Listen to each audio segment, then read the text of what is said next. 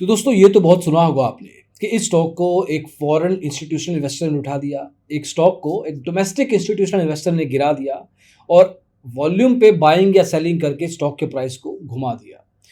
ये कौन होते हैं foreign institutional investor? Domestic level पे ये कौन करते हैं? आजकल क्या ट्रेंड चल रहे हैं? उस सब से आपको क्या फ़र्क पड़ता है? ये सब कुछ पता होना चाहिए, लेकिन आपको कोई बताएगा नहीं और ऑनेस्टली आप भी शायद सर्च नहीं करेंगे ये सब के बारे में। इस वीडियो में देखेंगे कि आजकल के ट्रेंड्स क्या चल रहे हैं इन पिछले 3-4 महीनों के, 6 महीनों के और आगे चल के आने वाले समय में इन ट्रेंड्स के कारण आप पे, आपके इन्वेस्टमेंट्स पे, आपकी ट्रेडिंग पे क्या फ़र्क पड़ सकता है। तो आइए शुरू करते हैं।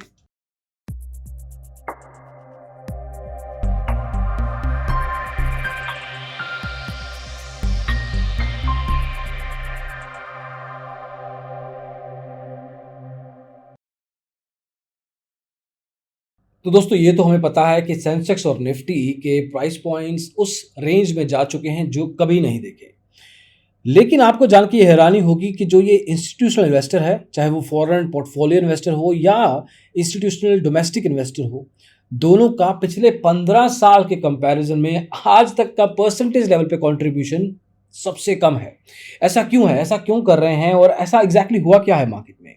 मार्केट पार्टिसिपेंट्स का कहना है कि फॉरेन फंड्स मार्केट में आते हैं लेकिन महीने दर महीने निकाल भी लिए जाते हैं।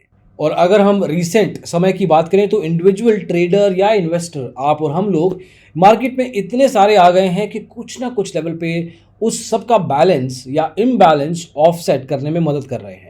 अगर हम लेटेस्ट नंबर्स की बात करें, जून की बात करें अगर, तो जो एफपीआई और डीआईआई डोमेस्टिक इंडिविजुअल इन्वेस्टर, इन दोनों का कंट्रीब्यूशन इस समय मार्केट में टोटल 30% से भी कम है।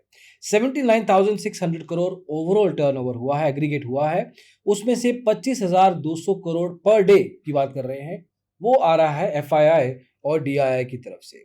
सितंबर 2006 में अगर जाएं, 15 साल पहले अगर हम जाएं, तो इंस्टीट्यूशनल जो इन्वेस्टर होते थे ना, उनकी पार्टिसिपेशन क्या होती थी पता है आपको? जो अभी हम 30% कह रहे हैं, वो होती थी एज हाई एज 89.21%, जो मई 2015 में देखा। लेकिन पिछले 15 साल पहले का नंबर यही है जो आज चल रहा है। मतलब हम पीछे चले गए हैं फॉरेन इंस्टीट्यूशनल इन्वेस्टर की नज़र में सिर्फ, बाकी लेवल पे नहीं। बाकी मार्केट बहुत अच्छी चल रही है इन्वेस्टमेंट्स के लिए, ट्रेडिंग के लिए। लेकिन 2006 में ये परसेंटेज देखा गया था लास्ट टाइम। हाईएस्ट हमने पिछले 15 साल में 90% देखा है, ऑलमोस्ट 89.621%, जो मई 2015 में हुआ। और मार्च अगर हम बात करें पिछले साल की, तो उस समय भी 59.38% था। तो एक तरीके से ईयर ऑन ईयर और मंथ ऑन मंथ लेवल पे कुछ ना कुछ डिक्लाइन आया है एफपीआई और इंडिविजुअल इन्वेस्टर के ओवरऑल टर्नओवर पे। एफपीआई ने अप्रैल और जून में 8500 करोड़ का स्टॉक बेचा और वहीं पे उन्होंने बायर भी बने थे, वो जनवरी से लेके मार्च के बीच में 44,500 करोड़ में। अभी आपको एक ट्रेंड चार्ट दिख रहा होगा जिसमें एक रिटेल और इंस्टीट्यूशनल इन्वेस्टर के बीच जो फाइट होती है इन टर्म्स ऑफ द टर्नओवर, वो दिख रही होगी। परसेंटेज लेवल पे क्या डिफरेंस आया है, अब इतना समझ में आया। अब देखते हैं कि इस पर्टिकुलर ट्रेंड चेंज के कारण किन पर्टिकुलर सेक्टर्स में फ़र्क पड़ रहा है। देखिए, अगर आप mid cap, large cap, small cap, आपको समझ में होगी। लार्ज कैप सेगमेंट में इतना फ़र्क नहीं पड़ रहा, लेकिन मिड कैप और स्मॉल कैप में प्राइमरली ये फ़र्क हो रहा है क्योंकि वहाँ से पुल आउट कर रहा है ये फॉरेन इन्वेस्टर। डीआईआई भी जो इन्वेस्टर है, डोमेस्टिक इंस्टीट्यूशनल इन्वेस्टर, वो भी पुल आउट कर रहा है। लेकिन वहाँ पे ऑफसेट हो रहा है क्योंकि वहाँ पे रिटेल इन्वेस्टर जा रहा है। अभी पता नहीं लग रहा कि फ़र्क क्यों आ रहा है इन terms of the overall turnover, क्योंकि टर्नओवर उतनी रह रही है टोटल मिला के, लेकिन उसमें से फॉरेन इन्वेस्टर की वैल्यू जो है वो कम हो गई है।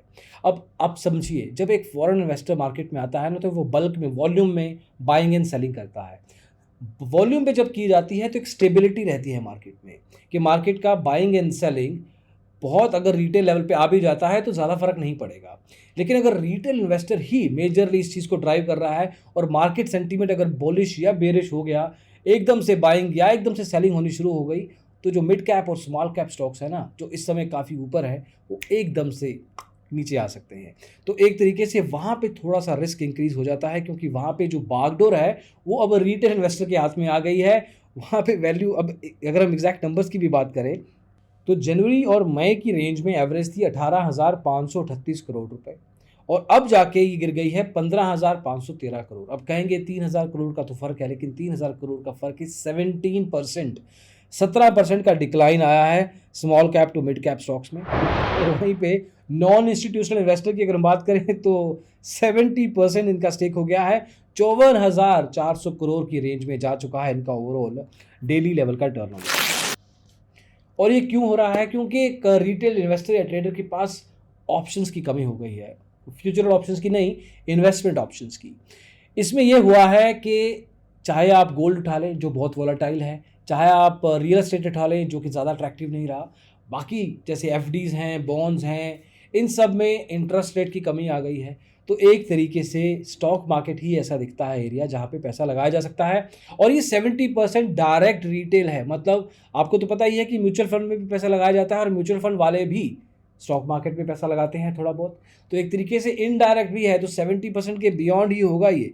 तो ये सब से अब आप पे फ़र्क पड़ रहा है, अब आपकी इन्वेस्टमेंट्स पे फ़र्क पड़ रहा है, क्योंकि जब आप मार्केट में एंटर होंगे आपको ये पता करना चाहिए कि इसमें शेयर होल्डिंग पैटर्न क्या है। ये ज़रूर देखना चाहिए स्टॉक लेवल पे। जब भी आप अभी मनी कंट्रोल का कुछ एग्जांपल्स आपको स्क्रीन पे दिखेंगे जहाँ पे हम स्पेसिफिक स्टॉक्स का, फॉर एग्जांपल, इसको रिकमेंडेशन मत समझिए, फॉर एग्जांपल इनकी शेयर होल्डिंग पैटर्न पे नज़र डालते रहेंगे।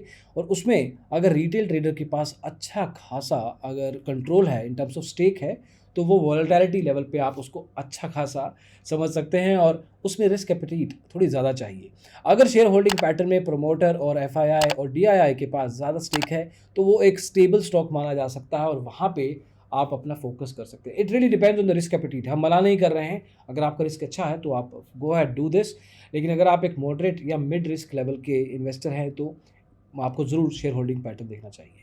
तो देखिए मार्केट के ट्रेंड शिफ्ट हो रहे हैं, बहुत सारी चीज़ें हो रही हैं in terms of institutional buying and selling, क्योंकि स्टॉक मार्केट है, anything can happen any time, लेकिन आप पे फ़र्क नहीं आना चाहिए। And that is why we thought to create a video that can help you to figure out कि किस तरीके से ये सब जो मार्केट के ट्रेंड्स का मोमेंटम शिफ्ट हो रहा है उसका आप पे क्या इम्पैक्ट पड़ेगा।